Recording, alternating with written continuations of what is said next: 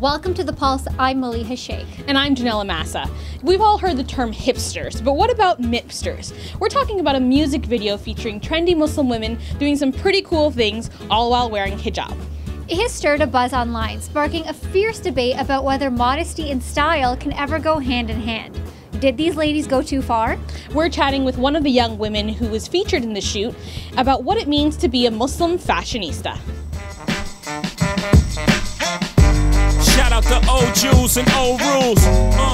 Aminah, you were involved in the Mipsters video that kind of took off a little bit. What were you looking to accomplish? I wore hijab then, and I'm a Muslim woman. And for me, it was at that time just an opportunity for me to connect with other Muslim women who also wore hijab and were going through similar struggles as me, because I worked for 10 years and I always felt like an outcast. So it was a great opportunity for me to connect with other identities that are complicated and living in North America. There were some pretty strong reactions from both the Muslim community and non-Muslim community. The reactions we got were really surprising, but then I guess it was unsurprising because there was swearing in the video, and I think that's what sort of irked people, was the swearing in the Jay-Z music. However, I wouldn't say it's anything new. I think that Muslim people have been participating in all sorts of different types of art, and this was just something that got more attention because of the Jay-Z music.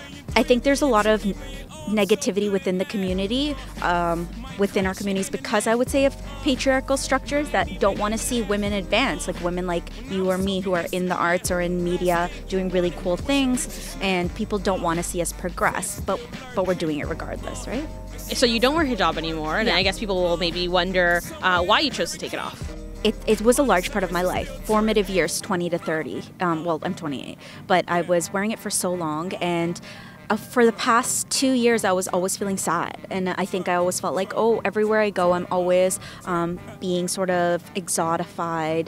I'm always put on a pedestal as somebody has to represent the whole community, like the video, right? People who are like, oh, you're such a negative representation for the entire community. Well, I don't want to be that. It can be very difficult to, I think, blend in. As somebody who's constantly wearing the hijab, you're standing out, and you can never just go in and ride your bike, or you know that, and you're always going to be looked at and stared at, and that gets sort of irritating after a while. So I think my thing was I just kind of want to blend in for a while. What are some of the struggles you think that women in hijab face in Western society when it comes to things like fashion and reconciling that with the modesty aspect of hijab? I think the struggles, the major struggle I faced for 10 years as someone who wore hijab was the fact that I'm very Western. People were like, you guys are so Western, you're mimic. And it's like, yeah, we are Western. I am Canadian, and people don't want to acknowledge that we are these identities, and that it's also perpetuating Orientalism in a certain way by positioning us and them constantly from our own communities. Does fashion have a place in Islamic attire? Do you think that you can be modest and still be fashionable and stylish? We're doing it.